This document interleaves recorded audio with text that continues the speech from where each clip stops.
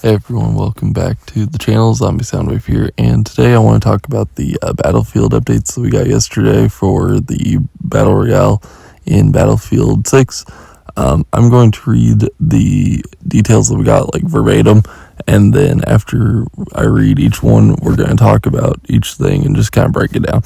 So to begin with, this is what they had to say about the map. They said Battlefield is no stranger to epic maps. This is an all-new map that has been built for the Battle Royale experience. It features a diverse array of tactical points of interest, each with distinct layouts and themes that offer unique gameplay opportunities. Obviously, I think that sounds great. Battlefield has always been known for their big maps. I think that's something that is going to be beneficial to the Battle Royale experience that DICE is laying out. DICE has always been good at building those giant open areas.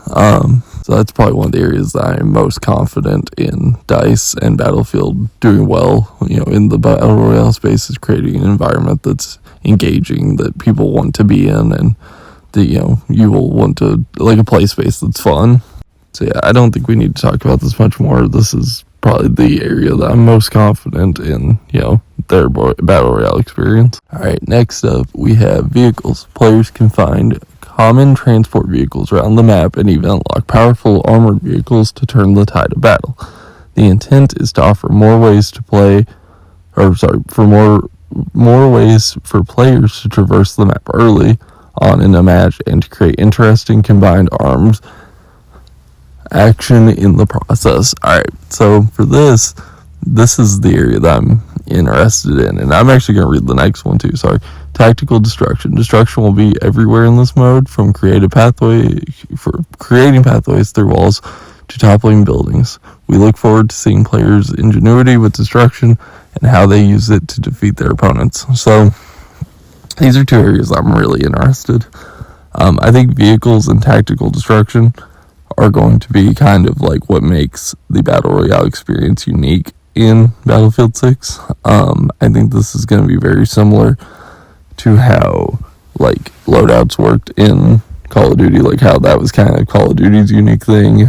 I think if players are going to really get involved in Battlefield 6 Battle Royale, and if it's going to be a mainstay in the space, that this is going to be the thing that draws people in. So this is where I'm the most interested in seeing how Battlefield does with this game. I think the destruction has to be very well executed in a way that makes the game fun. I'm very curious to see how this works in the Battle Royale, because destruction has always worked really well in Battlefield, but how does that translate over into a Battle Royale? I think that's something that could be off-putting to some people who want to experience a Battle Royale, but we'll just have to see.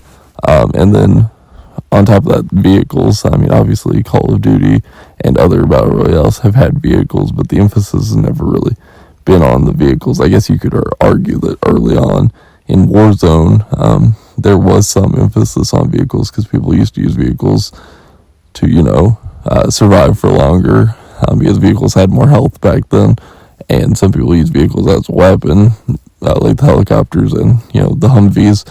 But even with that, I felt like, vehicles still weren't the only way to achieve a victory, and I'm a little concerned that in Battlefield that could be, they're saying that they're powerful vehicles, so I don't know. I think that there's the chance that it's very interesting and neat and plays in a similar way to loadouts, and that this is, just the unique way the Battlefield operates, in its Battle Royale. But I am a little concerned the vehicles create a space where some players may not enjoy that.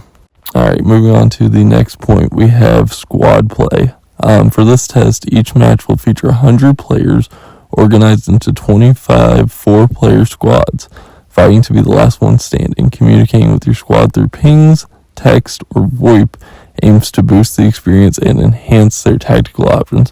Obviously, we don't have to talk about this a whole lot. 4-player squads is pretty standard in the Battle Royale space, and I figure they're doing 4-player squads just because it's a limited test, so they probably don't want to run solos, duos, trio type stuff. They probably just want to keep it consistent and see how performance works and all of that stuff. So yeah, I mean, this is pretty much just how Battle Royales operate, and again, I figure they're just trying to test systems and limit all of the variables to make sure that everything is working properly. So, yeah, again, we don't have a whole lot to say there. And then, second chances. Between the support class revives and mobile redeploy options, there are multiple tools to keep your squad in the fight. This is one I find probably the most interesting. Is I really didn't know if they would follow suit with Call of Duty and do like a redeploy system.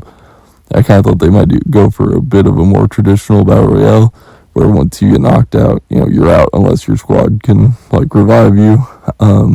But that's interesting. I mean, honestly, for me personally, as someone who's a little less into Battle Royales, I kind of enjoy that, and they are going to probably kind of hit the casual Call of Duty market with this, so I don't really see this as a problem necessarily, but I could see where some people might be a little disappointed if they're a little bit more into the hardcore side of Battle Royales. But yeah, I mean, I think that this is probably the best bet for getting the most players in.